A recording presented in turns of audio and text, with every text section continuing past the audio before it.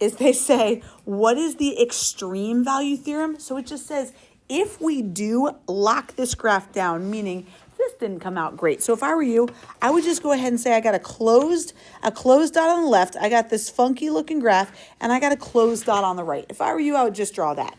We got some graph going on, and do you agree, if we have those closed endpoints, what would we call this point over here? This is the left bound, which is also the absolute, absolute max could happen on an endpoint.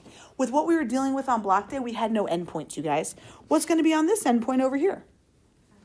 Absolute min. So this extreme value theorem just says if you've got a closed interval, you're guaranteed to have absolute maxes and mins. This one over here, do my absolute maxes and mins have to happen on the endpoints? No, but they could. So if I were you, because again, this graph didn't come out nicely, let's go put endpoints there and an endpoint there on that second graph. What's happening over here would we call that? Absolute min, agreed. What's happening right here-ish? Yeah, so that absolute max doesn't have to happen, or the min, on an endpoint, but it could. What would we call this one over here then?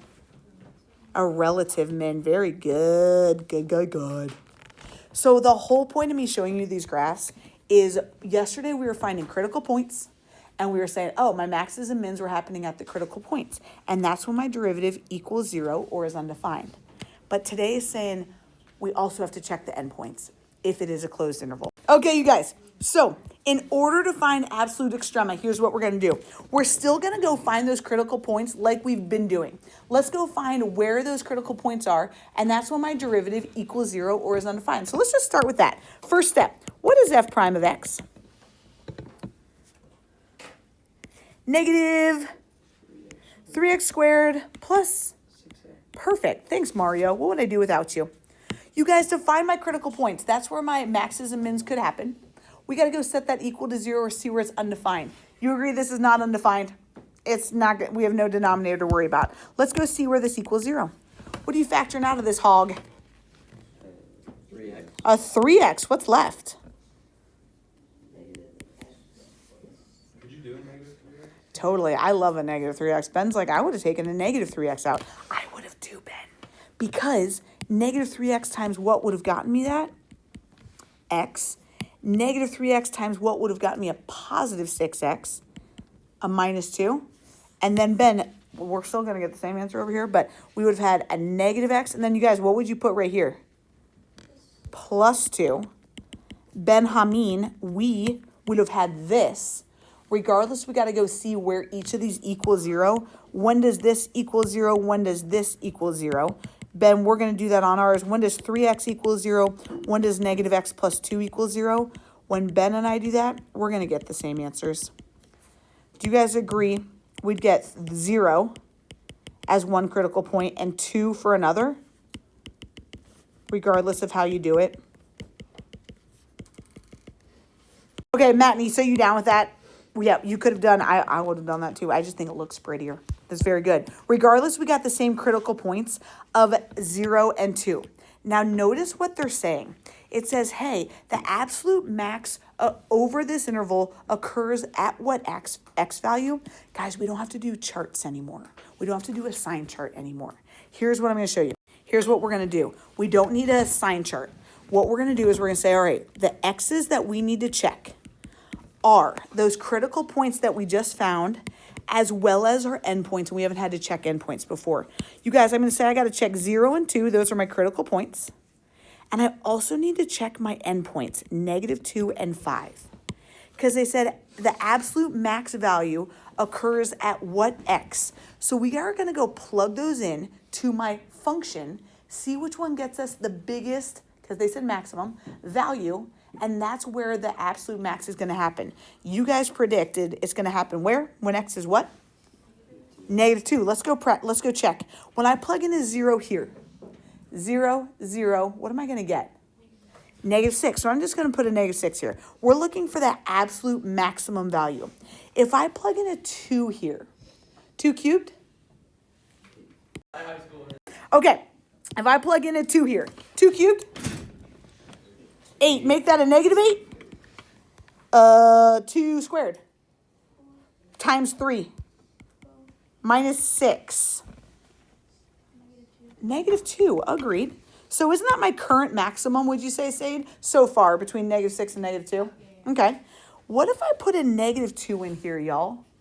-2 cubed is, careful, -8. Then the extra negative makes it positive.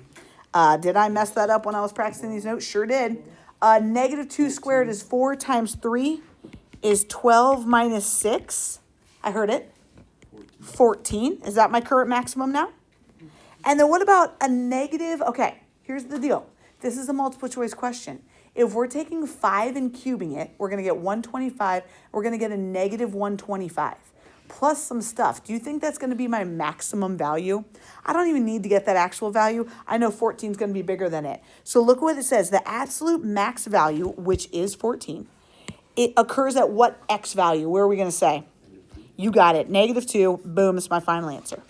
I think I'm going to make us do 3 before I do 2 because that one's a little harder.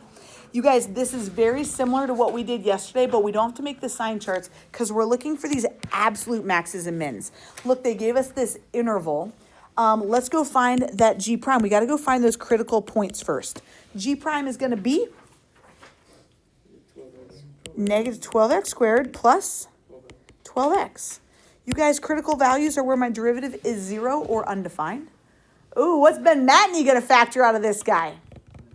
He's taking a -12x. Anyone else want to take a -12x, or are you staying with positive 12? All right, Sade's on board. Let's take a -12x out. What's left? Ooh, x minus 1. Good call. Good call. X minus 1, when I distribute that, would get me what I started with. Let's go set each of those to equal to 0. What would be my critical points? 0 and 1, Liv Glazer. Yesterday, we would have only checked those points because I didn't give you a closed interval. Yesterday, our graphs were continuous forever. Now they're saying, I'm going to just close it off. I'm going to close off this cube function, and I'm going to go from -2 to 3. So what we're going to do is we're going to say, all right, we got to go plug in 0 and 1 and -2 and 3. We got to plug in my endpoints as well as my critical points to the function to see where the absolute min, the smallest y value, happens, the smallest. What happens if I plug in a 0 right there? -5, Livy G, so good. What happens if I plug in a 1 there? -4 plus 6 is 2 minus 5. You said -3? And they want absolute min. Currently, 0 is my absolute min x value, right? -2 cubed. -8 times -4. 32. You guys were looking for a min. Is, say that again, I'm sorry. 32 plus 24 minus 5. It could be 51. Here's what I'm going to say. They want a min, and I know I already have -5. Whatever this is isn't going to be smaller than -5, right? So I'm not going to stress over getting my actual value. You okay with that? I'm just going to say that's positive. And if I put a 3 in here, 27 times, -4 times 27 plus 3 squared 9 plus a 54 minus a 5, gross.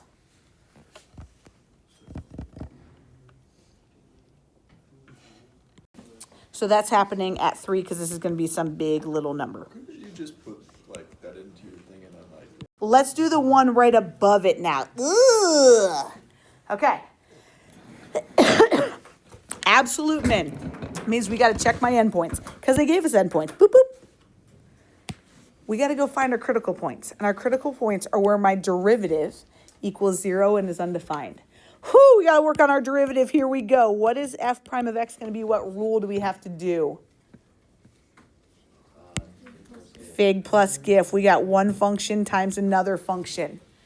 What is f prime? What's the derivative of e to the x? Very good. That's f prime. What's my g? Good. What's the derivative of g prime? Negative sign, you guys, times f. Yeah. Now, when does this equal 0 is what they want to know. You're like, what? We could totally factor out an e to the x. And I also don't want you guys to stress out if you're like, I wouldn't have thought about that. Because I'm going to show you another way maybe you would have thought of. Maybe some kids were like, I would have just thrown the other. I'm going to just show this another way. You could have also moved that sign of e to the x, sign of x times e to the x, over to the other side. Regardless, so I don't remember what an e to the x graph looks like. E to the x is an exponentially increasing graph like this. Boo! Looks like this. Is this graph ever going to equal 0? No. So this e to the x that we factored out, and when we've got to say when do each of these equal 0, e to the x never equals 0. So we don't have to worry about it. Mr. Matney. Now, if you were this person, you could even divide out those e to the x's and just be left with cosine of x equals sine of x, because again, those e to the x's aren't going to equal 0. We don't have to worry about them. Right here, Danny Main, we're not worried about this guy because he never equals 0. When does this equal 0? When does cosine minus sine equal 0? You could think about it that way on the unit circle, but I think it is a little easier to think about it like this. When does cosine equal sine on the unit circle? I added a sine to the other side. At what radian does the sine equal the cosine? Say that again. Pi over 4, he said. Let me just make sure that that is the thing. Where is my unit circle? Here we go.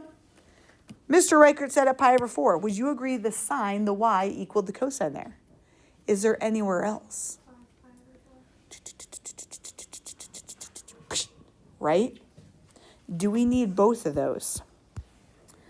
He says probably. This is the worst question ever. We do need both because look what they said right here. My x's, my angles, my x's right here are going to be between 0 and 2 pi. That's one whole revolution. So you're saying that pi over 4 and 5 pi over 4 are 2 critical points that we got to plug in. Whoo! So we're going to say, come on, little buddy. Oh, golly, it's froze. Okay. So we're going to say this is happening at pi over 4 and 5 pi over 4.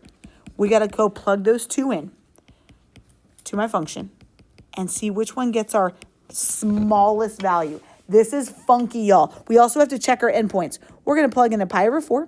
We're going to plug into 5 pi over 4. We're going to plug into 0 and a 2 pi into my function. Now, this would be no calculator, which is very scary, but it's all gonna make sense, I promise. At first it's scary, and then you're like, oh, there's some logic. To your point, Danny, e to the 5 pi over 4, I have no idea what that is. I don't even care. E to the 5 pi over 4 is what I'm gonna write. Times, what about the cosine at pi over 4? What was that? The x coordinate at pi over 4. Root 2 over 2. Again, Danny, I don't know. What? For the first one. Oh, you might have written it in a different order. Well, you wrote. Oh, golly, Laura. Sadie, thank you. I meant to just do a pi over 4. My bad. Thanks. What a goober. I don't know what this value is, Danny. I have no idea. No idea. So I'm a little uneasy, but I'm just going to go with it. When I plug in 5 pi over 4, I'd get e to the, this time, and now it's 5 pi over 4, times, what's the cosine at 5 pi over 4? It's right here. Cosine at 5 pi over 4? Negative root 2 over 2. Hey, Danny, which one of these is going to be bigger? Because they're looking for minimum. Danny, which of these is going to be smaller if we're looking for a min? Yeah, because this has, we're multiplying by a negative, right? So right now, this is my leader. What if x is 0? What's e to the 0, y'all? 1 times, what's the cosine at 0? 1, the x coordinate at 0 radians is 1. That's positive, right, Danny? What about at 2 pi? E to the 2 pi, Danny, I don't know what that is, but it's something. Cosine at 2 pi? 1. So, Danny, doesn't only one of these have a negative? Yeah. So we're going to say, boom. Is that justifying your answer? Yeah. Yeah, that's a good call. The justification of your answer, this is perfect. What they're looking for is 1, did you find your critical points? We did right here. 2, did you check your endpoints? That's what they're looking for. Critical points, endpoints. Done. So we don't need any like words. This even gives you a calculator, but y'all don't even need it. What's the absolute value of x look like? Lena's very good at that. Absolute value of x is because, look at you guys, absolute value of x looks like this. Is it continuous at 0? Did you have to lift your pen to draw that V? Yeah, it's continuous, isn't it? It's continuous. Is it differentiable at 0? Nah, I got a corner cusp there. Does it have an absolute min at 0? That is definitely the smallest value. So we're going to say D.